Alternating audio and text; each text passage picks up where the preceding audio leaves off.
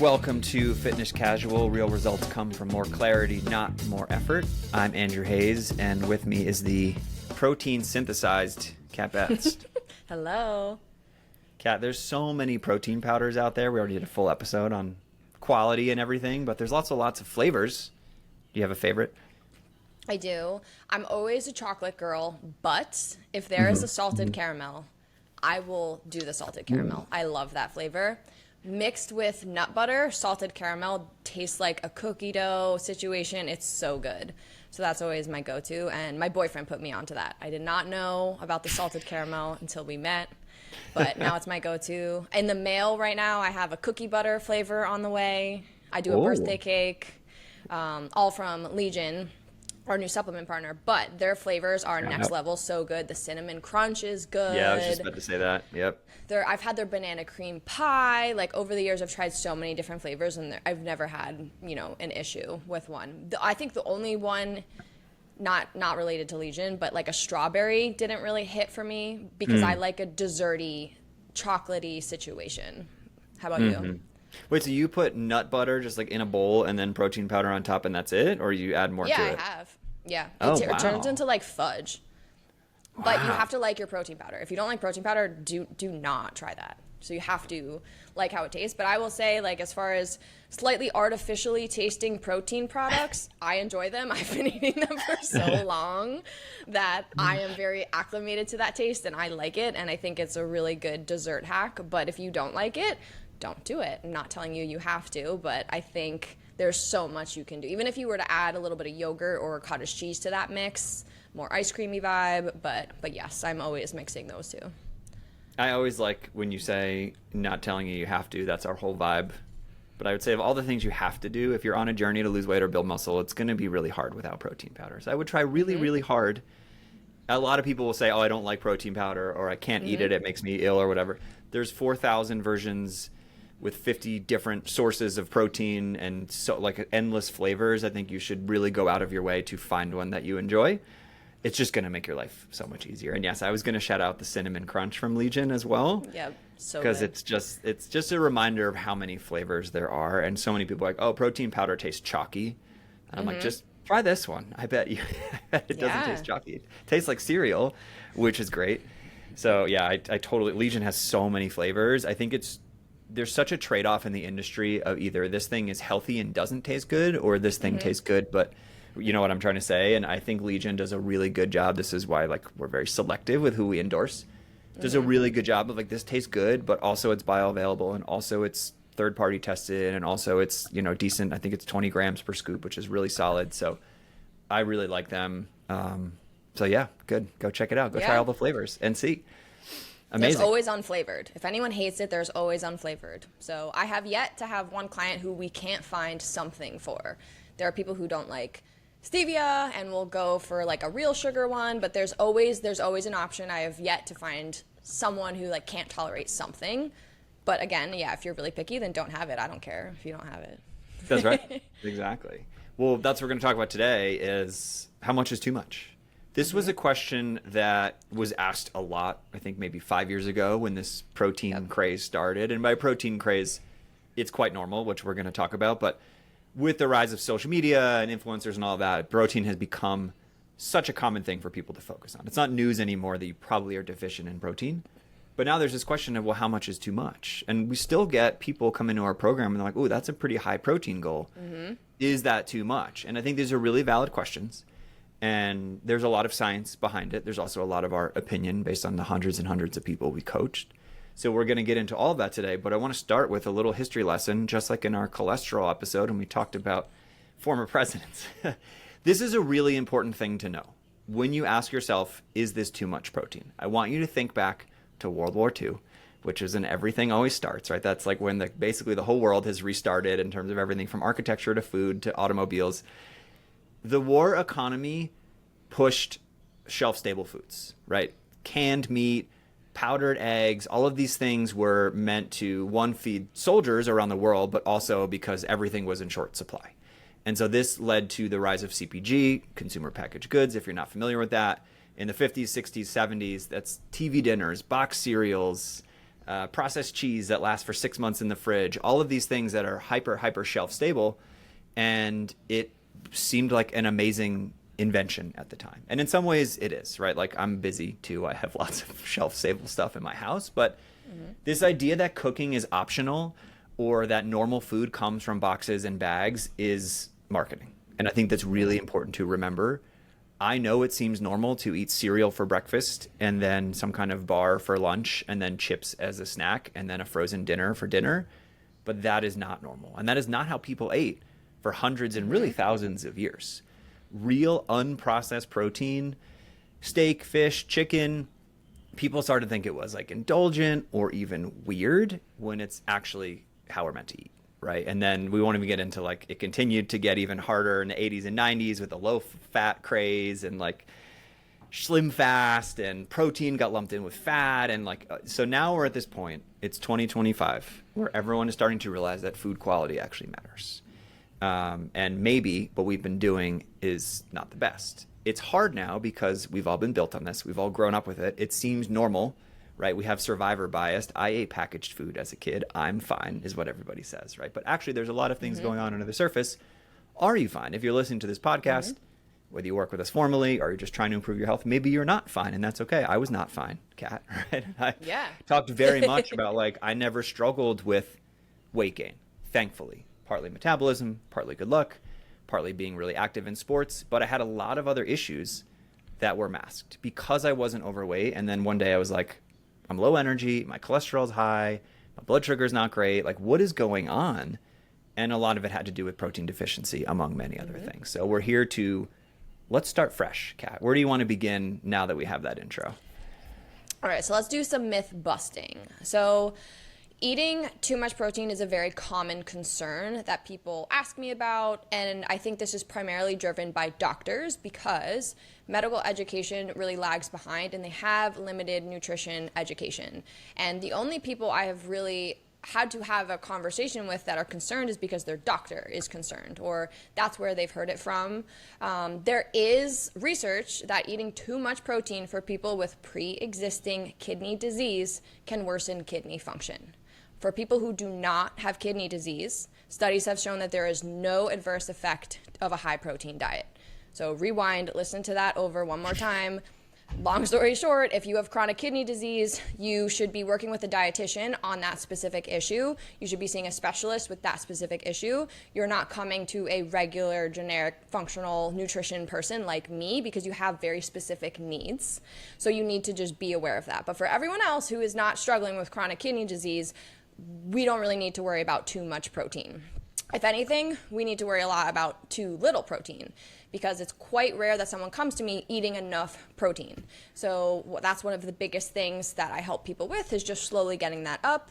And let's just remind ourselves why protein is really important. It is essential for building and maintaining lean muscle, which directly supports your metabolism, your strength, and your energy levels, especially as you age. There's nothing more valuable than the muscle on your body as you get older. And, you know, however old you are right now, it's important, but it only gets more important as you get older. But it's really, really important to have lean muscle tissue. You're not going to get that if you don't eat enough protein. Protein is also the most satiating nutrient. So it helps regulate hunger hormones, stabilize blood sugar. It helps reduce the urge to snack on junk food. So if it helps you reduce cravings, calm down some food noise in your head, like eating more protein can be so beneficial there. And your body uses the amino acids from protein to make hormones, to make enzymes, neurotransmitters, immune cells, like anything you want to run smoothly and well in your body is also based on amino acids from protein. So think of people who get sick all the time or people who have really brittle hair or are depressed. Maybe they're not eating enough protein and that's not the reason, but it's a contributor to those things. So that's why protein is so important. And the other side of is there too much protein is, well, how much protein should we eat? There is no right answer here. It's pretty much a range. But I want to share something about the RDA. The recommended dietary allowance for protein is 0.8 grams per kilogram of body weight. So that's about 0.36 grams per pound. For me, I consume around 130 to 150 grams of protein per day. if I went by this calculation, I should be eating about 48 grams of protein. So that's like 1.5 meals for me. So and just think to be about clear, that right there. that's what's on the package on every food in America. Yes. Pretty much, just in case you don't know what the RDA is. It's like if you're looking at the percent daily value Yep. on the package, it's going to tell you it's a sufficient amount. And all RDA guidelines, not protein, but everything else included, is for the minimum need to avoid deficiency in sedentary people. It is not a guideline for optimal health. It is not a guideline for active people. It is the basically minimum dose you possibly need to be remotely okay. A lot of people, I think, are spinning this into turning it into this is the optimal amount people need. Or I see a lot of stuff on social media right now of people being like, the RDA guideline is this, so you don't need to eat that much protein. It's doing all of these bad things. I see a lot of that now because I think the backwards approach of the protein trend is coming, and it's all rooted in that RDA guideline. So if we now learn that those are really not optimal, they're not helpful at all for people, especially people who want to be fit or be active, lose fat, whatever, those are not the good ranges to go by. I use a more evidence-based optimal range that is widely used in fitness, sports nutrition, body recomposition, and this draws from clinical studies. And this range I like to use is about 0.8 to 1.2 grams of protein per pound of body weight. I try to convert it away from kilograms because I don't understand kilograms. So we're going with pounds here. So if you are 150 pounds, this puts your range to about 120 to 180 grams of protein. So a little bit less than you weigh and a little bit more. When the goal is fat loss and you're eating in a caloric deficit, your protein needs are higher. So this is why when people come to us and they're trying to lose fat, depending on where they're at, I usually will skew their protein a little bit higher than if they didn't have a fat loss goal. Sometimes it really depends on the individual, but this is really important for women who are fighting muscle loss, which a lot of women are, or like osteoporosis, bone density issues, hormonal imbalances, really high stress people. Like, we need to make sure your protein needs are higher to support what you are having your body do. And I know for people out there who are overweight, this equation gets a little confusing. So if you're overweight or obese, use your goal weight to avoid a really excessively high protein goal. It's not that I'm worried that the protein is going to be detrimental to your health. You just don't need to eat that much. There is a range where it's beneficial, and there are studies that show if you eat more than this specific number, you're not getting any more benefits. So I like to put those calories towards carbs or fats because that's what people like more. Like, we could always eat more protein, but you don't always need to. And that's why understanding where you fall in this range is really important. But again, if you are overweight or obese, go by your goal weights. They also say to go by lean muscle mass, but I'm pretty sure no one knows that number unless you go do a DEXA scan or you have some really good way of kind of guessing where you're at there. I don't think that's reliable, but just go by your goal weight. So for example, if it's like a 5'5" woman who's 250 pounds, the goal is not 250 grams of protein per day. I would go more with like 135 to 170, somewhere in that range. And it's a range. It doesn't need to be a perfect spot-on number every day. When we give people macro goals, of course, we're trying to hit one protein goal. But I would say for most people, if you end up in a range that you can think of, that's also good. It doesn't need to be spot on to that number every single day.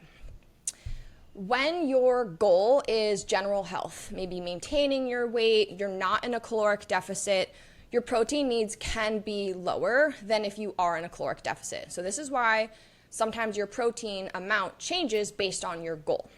So most people feel best, I think, keeping their protein at about 0.8 to 1 gram per pound of body weight in maintenance. I think that's a really nice place to be. But you also you do need to adjust for weight loss along the way. So if you started out at 200 pounds, you lose 30 pounds, we have a new baseline now that we do need to recalculate and go with for your maintenance. But when you're in maintenance mode, it probably doesn't need to be as high. It's really when you are in a caloric deficit, really stressing out your body and depleting yourself intentionally because you want to lose fat. That's where I actually think a higher intake is most beneficial. But there's a lot of people out there eating 1 gram per pound per day as a good benchmark, regardless of their goal, and that number tends to always work. That number just feels high if someone is overweight or obese, and that's just the only time we want to go a little bit further down from there. And I want to add one thing on that. if you've ever worked with us in a challenge or in a program, you've probably heard us say the hard road is the easy road. And again, we make things very achievable, but if you're on a journey and you're trying to lose, let's just say 30 pounds of fat, you're going to be eating more protein now than you probably will in the future. And that should be a good thing, as Kat mentioned, is once you get to your goals, you can pull back a little bit. And so you can do 1 foot in, 1 foot out for decades and never get there and still eat a lot of protein without seeing results. Or you can go full throttle, hit the goals that Kat outlined, and know that once you lose those 30 pounds, you can pull back. You don't have to eat 150 grams of protein forever. That should be very encouraging to people. And I think that's something a lot of people make that mistake up front. They're day one on a journey, whether it's in a formal program or just January 1st, and they're like, I can't do this forever. And it's like, well, you don't have to, right? Do it now. The hard road is the easy road. Just commit to it for 10 weeks, 12 weeks. Watch the fat, shed off of your body, and then pull back. And by the way, you'll be feeling 100 times better when you do that. Yeah. I feel like people are a little freaked out by the protein in the beginning, but it's quite rare at the end of our 6-month program or longer than that people are wanting to go back down. Yep. Maybe I'll reduce it a little bit, but I hear a lot less issues with it after 6 months, after they lose weight, feel so much better, feel all of the things. And usually along that journey, there are some days where people drastically undereat their protein for whatever reason, life happens, travel, whatever. If you have a low protein day when you're used to eating enough, you will feel it. You will feel a difference there. And a lot of people don't like how that feels, so it's just a reinforcer to eat enough protein or aim for their goal, or it really makes them go like, all right, this is good for me, I feel good here, I want to keep doing this. But I would be misleading you all if I made it seem like nothing happens when you eat too much protein. There is something that can happen in the body. This is called gluconeogenesis. This is where the body creates glucose from non-carbohydrate sources. So it's basically something that is not a carb that your body is turning into glucose that it can use for energy in the body. This, here's a fun story. Back in the day when I had clear PCOS or whatever, insulin resistance, I was gaining weight rapidly, super upset, distraught about it. I went to a doctor to talk about it, and I did mention that I ate a lot of protein, like as a positive of like, I'm doing this, but at the time I don't know how much I was consuming, but he immediately was like, oh, that turns into glucose, so it gets stored as fat. And that did freak me out because I was like, oh, like I'm really active. I'm a trainer. Like I ride my bike I'm just like in my head. It's not making sense. But that was his only response to me mentioning that I eat protein is that it could be turning into fat. So that made me do a deep dive into what gluconeogenesis even is. And, I will say I will provide a different explanation here. This is driven by demand, not supply. So this only happens when your body needs glucose, but it is not getting enough from carbohydrates. So this isn't just happening if you're active and like living life and lifting weights and all that. This isn't just going to happen. This happens if you're sitting down all day long, barely moving, and you're just eating excessive protein and excessive calories in general, but your body will turn it into something. So again, driven by demand, not supply. So I think for most people, this is not something you need to worry about as long as you're paying attention to your overall calorie intake and how much you're moving. This is a reason I don't love low carb diets or keto diets because we need carbs to function. And your body is very crafty on how it will handle lack of carbohydrate. So that is something that can happen if your diet is really deficient in carbohydrates, but you do eat a lot of protein. Even a keto diet, it's mostly fat, not really high protein, but I know when people go low carb, which is just trying to eat as few carbs as possible, they tend to go very high in protein, but your body is smart and it goes, well, we still need that glucose, so it will do something there. And glucose is really necessary for functioning, so your body will, make it so your brain can function, so you have energy to move. Like, you need this in your body, so this is, something that will definitely happen with fasting or intermittent fasting as well. If your body needs the fuel and it's not there, it will do this. So, even during high intense exercise, muscle breakdown is much higher when your activity levels are high and carb intake is low. So these are the populations that could experience this.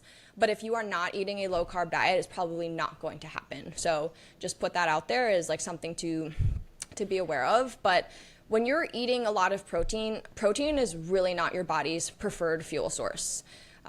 your body wants carbs and fats for energy. So if you eat too much chicken one time, because chicken breast is like really incredibly dense with protein, it's not like it's going to be stored as, it's not something you need to worry about.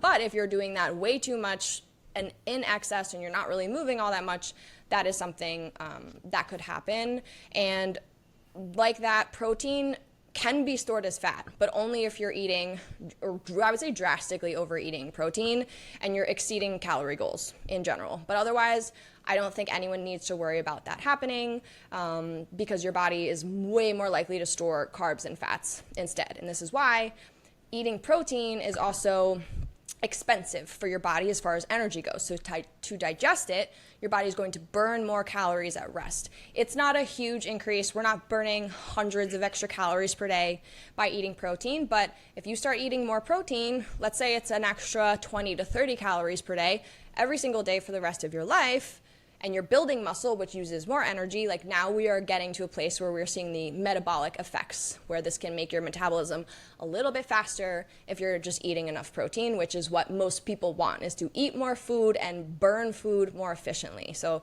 that's why protein is pretty incredible when it comes to this. And think about bodybuilders. I don't think they are the pinnacle of health, actually, like not at all, but one thing they are is incredibly muscular and very lean, and they eat a lot of protein. So that just goes to show that you can eat a lot of protein and it will fuel your body if you are doing things that make your body need the protein.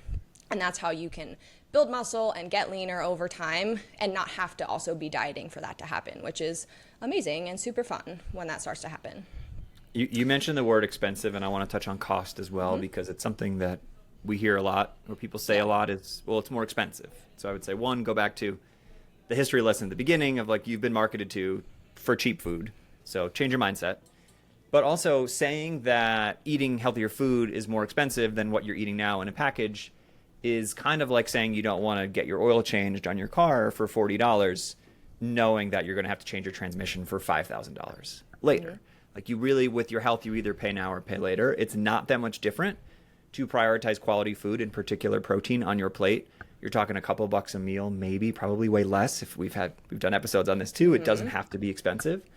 But if you ignore it, it can add up. But the flip side of that is, Kat, as you mentioned, there is such thing as too much. Not really, it's going to be fine, but why eat 250 grams of protein, which is what a lot of the fitness bros do, because they don't actually understand gluconeogenesis.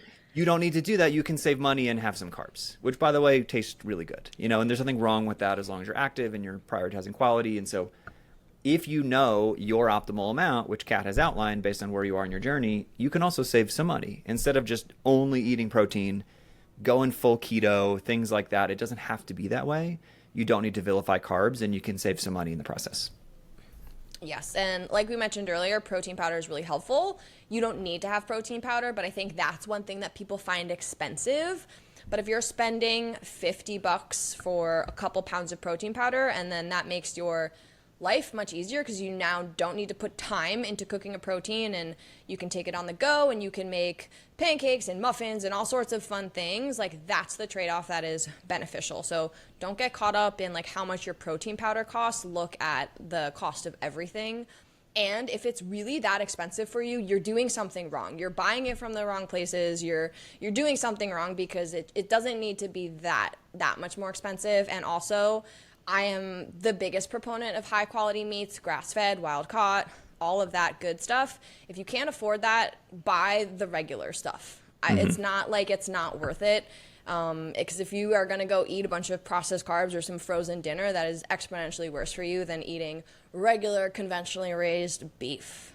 So keep that in mind too. You do not need to get the most expensive thing. If you can afford it, great. If not a big deal. So that's one thing I always tell clients is, like, if you need to just get the regular eggs and the regular yogurt or whatever, I'm okay with it. It's not the end of the world. That's right. All right, so to sum it up, most adults are just drastically under-consuming protein, and this is how it impacts the body. Muscle loss makes your metabolism slower, which makes you gain fat over time. So when people think that it's because they're aging or their hormones or whatever, it also could just be like your metabolism is just tanking out. You're not eating enough protein, so you slowly gain fat over time. So just eat more protein. It can really help there. It can weaken your bones, give you a higher risk of injury, definitely imbalances your blood sugar, which leads to those hormonal imbalances or cravings or snacking, which is one of the biggest sources of fat gain over time for people. Weakens your immune system, your detoxification isn't good, so you can't really eliminate toxins. And those are just a few things. So, and a lot of people I know are listening to this and they might have all of those things at one time. So just imagine how much you can change things just by eating enough protein. Yes, it might be scary at first, but if the protein number is so incredibly high, then just dial it back to something that feels achievable and slowly add 10, 15, 20 grams at a time. Like, you don't need to be eating your protein goal right away. You can work up to it as well, and I do that with a lot of people, depending on where they start. Sometimes people are ready to hit their goal right away. Sometimes we need a couple months to kind of get up to speed. So don't feel bad about where you're at, but just know that there's a very clear, obvious pathway to eating more protein if you are planning and you know what you're looking for and you are organized and you're thinking about it. If you're not doing any of those things, you're not going to magically hit your protein goal. So it's going to take some effort, but it is really good for you. And anytime someone is concerned about eating too much protein, if you do not have kidney disease, you don't really need to be worried about it. Period. There's a lot of research out there. Hit the Google. There's a lot of stuff. If you are concerned, or if your doctor is saying this to you, there's just so much out there to help reverse that mindset that people are having. Do you want the mind-blowing stat? I have it here. CKD, Yes. chronic kidney disease, less than 1 in 7 adults. Mostly later stages, already under medical care, like all the things that get you there. You're unlikely to have that. But less than 1 in 7. Overweight or obese percent of the U.S., 73%. Nearly 3 in 4 adults in the U.S. are overweight or obese, and pre-diabetic or diabetic, 48%. Nearly 1 in 2. So you have, Wow. that is 30, you are 30 to 50 times more likely to be overweight or pre-diabetic than you are to have kidney disease. So these conditions benefit from more protein, not less. Less stuff in a package. So next time you think that chips with your sandwich are a better option than having yogurt on the side or whatever, just remember that. Again, like, we've all had this kind of aha moment. I know exactly why you asked that question of, is it too much protein? It's the system, guys. Yep. Is that everything, Kat? Yeah, I think so. Summed it up. We could do endless talking about protein. We've done, I think if you go back to one of our first 10 episodes, we did a whole one on protein too. Yep, how to hit your protein goal. Yeah, how to hit your protein goal. So if you're listening to this and now you're inspired, go back, listen to that, get a refresher. But there's just so many ways you can eat plenty of protein. That's right. So hopefully this is helpful. If you still need help determining how much protein, you can get our free wellness reset plan. I'll put the link in the show notes. We also have your very famous breakfast guide, Kat, which is how to get, 10 ways to get protein at breakfast, one of your most popular guides of all time. You can DM Kat with the word 10, and you'll get the 10 breakfast guide, I believe. And then, of course, you can get many helpful tips, protein and otherwise, from Kat on Instagram at CatBestWellness. You can follow me on Instagram at AndrewHaysLife. You can join our amazing Ultalife community with lots of protein-conscious people. We'll see you for the next one, everyone. Eat your protein. Bye, guys. Find your favorite powder.